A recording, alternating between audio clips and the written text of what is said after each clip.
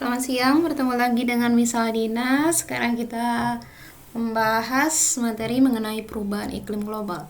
Nah, perubahan iklim global itu masih dalam materi dinamika atmosfer dan dampaknya bagi kehidupan. Artinya, kehidupan yang ada di permukaan bumi itu mempengaruhi bagaimana iklim global itu bisa berubah. Nah, karena akibat dari perkembangan ilmu pengetahuan dan teknologi, perubahan iklim itu bisa saja terjadi. Nah, perubahan iklim itu bisa menyebabkan dua fenomena yang ada di permukaan bumi. Yang pertama, pemanasan global. Yang kedua, itu adanya fenomena alam berupa badai El Nino dan La Nina. Sekarang kita bahas untuk pemanasan global dahulu ya. Pemanasan global. Apa sih yang dimaksud dengan pemanasan global? Pemanasan global itu adalah peningkatnya suhu rata-rata atmosfer. Di samping itu, laut juga ikut meningkat suhunya dan daratan yang ada di permukaan bumi juga ikut meningkat. Nah, peningkatan suhu di permukaan bumi sebelumnya itu dalam rentang 0,18 sampai 0,74 derajat Celcius. Tapi akibat dari setiap tahunnya ilmu pengetahuan dan teknologi berkembang, tahun 1990 sampai tahun 2100 nanti menurut para ahli, itu suhu di permukaan bumi itu bisa bertambah dari 1,1 sampai 6,4 derajat Celcius per tahunnya.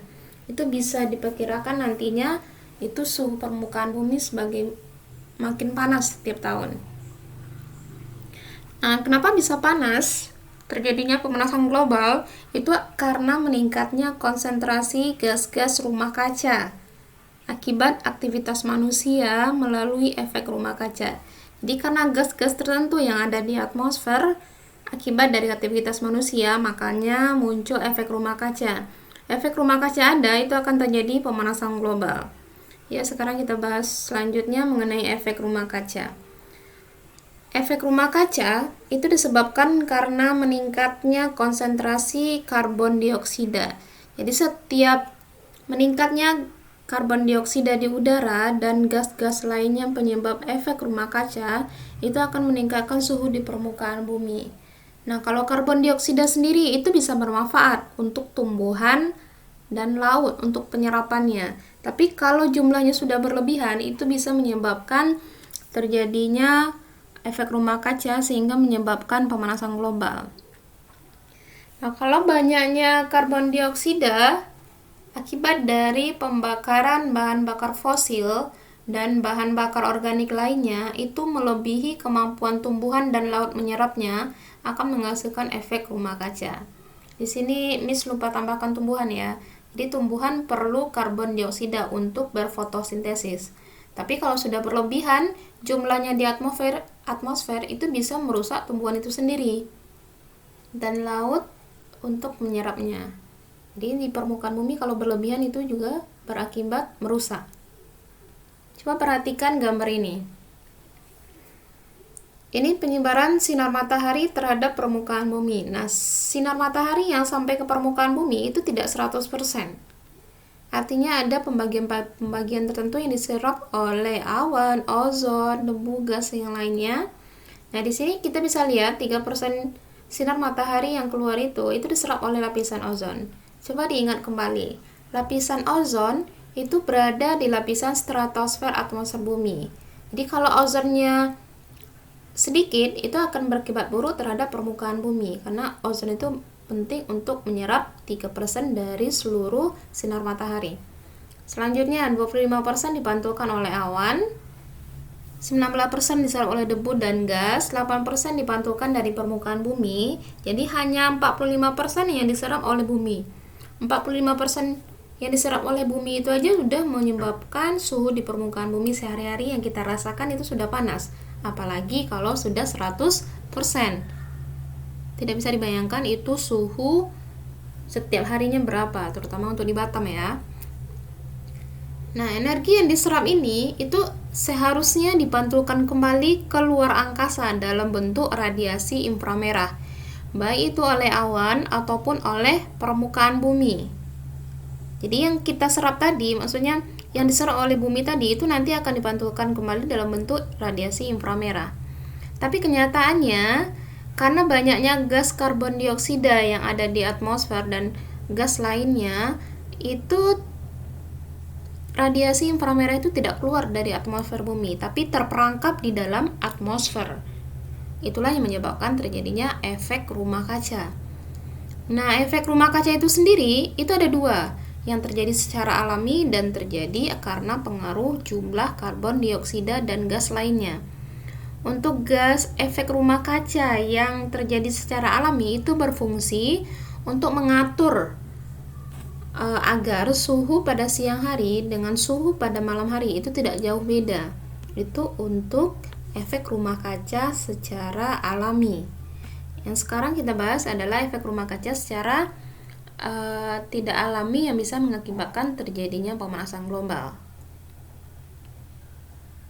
Nah, berikut gas-gas apa aja yang bisa menyebabkan terjadinya efek rumah kaca. Yang pertama adalah karbon dioksida atau CO2. Untuk CO2 sendiri itu dihasilkan dari pembakaran bahan bakar fosil. Apa sih bahan bakar fosil? Bahan bakar fosil itu seperti minyak bumi, gas alam, batu bara. Terus berasal juga dari limbah padat. Pembakaran kayu yang secara berlebihan itu pernah terjadi di Indonesia sekitar 1 atau 2 tahun yang lalu. Itu Kalimantan dan Riau. Itu bisa mengakibatkan jumlah karbon dioksida di atmosfer semakin banyak. Selanjutnya kegiatan industri. Ini otomatis itu akan menyumbang karbon dioksida bertambah banyak di udara. Yang kedua adalah gas nitrogen dioksida atau NO2. Itu berasal dari pembakaran bahan bakar fosil juga dan lahan pertanian. Nah, kenapa lahan pertanian juga ikut menyumbang nitrogen oksida? Itu dari pemakaian pestisida atau pupuk yang berlebihan. Yang berlebihan ya, itu akan menghasilkan di nitrogen dioksida.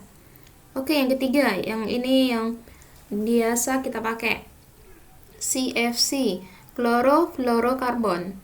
Itu berasal dari gas freon yang terdapat pada AC, pada kulkas, dan zat tambahan pada penyemprot aerosol. Aerosol itu bisa minyak atau parfum, bisa cat juga.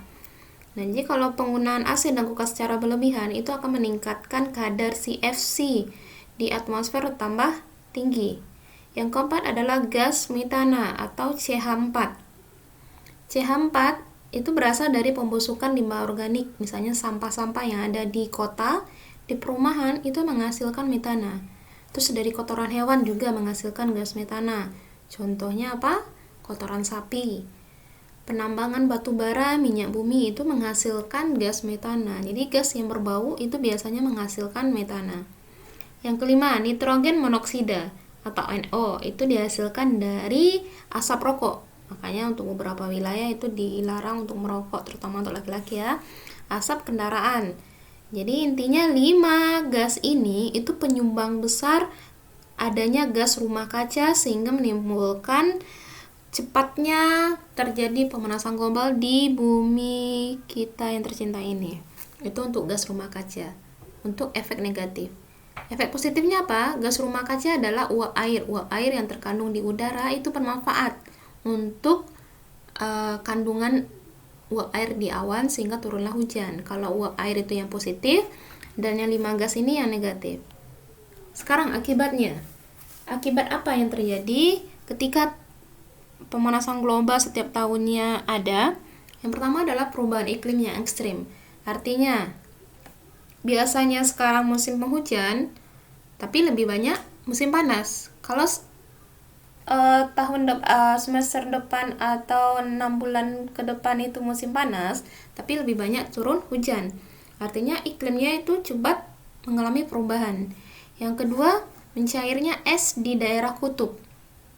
Karena suhu permukaan laut, suhu di atmosfer meningkat sehingga es-es yang ada di kutub utara ataupun kutub selatan itu bisa mencair. Kalau es di kutub utara dan kutub selatan mencair, maka permukaan air laut di permukaan bumi itu akan mengalami kenaikan. Selanjutnya akibat dari pemanasan global adalah meningkatnya kandungan karbon dioksida dan gas-gas lainnya di atmosfer sehingga suhu permukaan bumi meningkat. Yang kelima itu perubahan jumlah dan pola presipitasi. Pola presipitasi apa? Pola curah hujan. Jadi curah hujannya nggak menentu, ada yang lebat, ada yang gerimis, ada gerimisnya lama. Di polanya tidak bisa ditentukan lagi. Yang keenam, adanya gelombang panas akibat dari tingginya suhu di beberapa wilayah, terutama untuk yang industrinya banyak. Dari akibat ini, apa cara kita untuk menanggulangi agar pemanasan global itu tidak terjadi atau lama terjadinya? Nah, yang pertama adalah menghilangkan karbon. Kayak mana caranya? Yang pertama adalah reboisasi. Reboisasi itu adalah penghijauan atau penanaman kembali hutan yang gundul atau hutan yang sudah rusak, baik itu di negara maju ataupun di negara berkembang. Kedua, penggunaan energi terbarukan. Energi terbarukan itu energi yang jumlahnya relatif stabil atau banyak. Contohnya apa? Energi matahari, energi air, baik itu air sungai, air danau, ataupun air laut untuk pembangkit tenaga listrik yang berasal dari air. Yang keempat, penggunaan energi alternatif. Energi alternatif apa? Energi pengganti minyak bumi, batu bara, dan gas alam. Contohnya apa, Miss? Contohnya adalah energi yang berasal dari biomasa, biogas, biofuel yang berasal dari tumbuhan jarak. Nah, itu termasuk penggunaan energi alternatif. Yang keempat adalah penggunaan nuklir. Nah, untuk penggunaan nuklir ini itu masih kontroversial. Kenapa? Kalau di suatu negara ada nuklir, itu safety-nya harus tingkat tinggi. Safety-nya harus tingkat tinggi dan bisa berakibat buruk terhadap kondisi tubuh kalau kehirup nuklirnya. Dampak positifnya apa? Dampak positifnya penggunaan nuklir adalah dia tidak melepaskan karbon dioksida. Artinya dia bebas dari jumlah karbon dioksida kalau nuklir ini digunakan. Jadi itu masih kontroversial untuk di negara-negara yang ada di permukaan bumi. Oke, yang kedua adalah adanya pertemuan untuk negara-negara maju dan negara berkembang pada tahun 1992 itu Earth Summit yang diadakan di Brazil, Rio de Janeiro. Untuk kelanjutannya adalah adanya pertemuan di Jepang 1997. Namanya yang terkenal adalah Protokol Kyoto di Jepang. Nah, hasil dari Protokol Kyoto ini itu ada dua intinya. Yang pertama adalah pengurangan emisi gas rumah kaca. Emisi gas rumah kaca seperti yang kita ketahui tadi adalah gas-gas karbon dioksida, karbon monoksida, metana, itu harus dikurangi jumlahnya di atmosfer. Caranya bagaimana? Itu industri-industri yang berada di negara maju itu mengurangi kegiatannya. Jadi untuk negara maju yang banyak kegiatan industri seperti Kanada, Amerika Serikat, Uni Eropa, Jepang, itu ada persentasenya setiap tahunnya mengurangi emisi gas rumah kaca. Yang kedua, perdagangan emisi. Apa sih perdagangan emisi, Miss?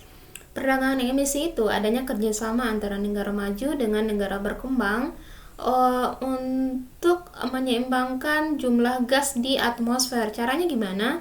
Kalau di negara maju banyak industri, otomatis di negara berkembang itu sebaiknya ada kerjasama untuk adanya reboisasi. Tapi dari hasil protokol Kyoto ini tidak semuanya berjalan bagus. Masih ada negara-negara maju yang industrinya berkembang pesat dan masih ada negara-negara berkembang yang hutannya tidak terjaga. Contohnya di Indonesia sendiri ya. Jadi dari penjelasan Miss mengenai pemanasan global, sebaiknya kita generasi muda itu bisa menjaga lingkungan sehingga jumlah karbon dioksida tetap stabil di atmosfer dan pemanasan global itu dapat dihambat semaksimal mungkin. Demikian penjelasan Miss. Silakan tonton video penjelasan materi geografi di video selanjutnya. Terima kasih.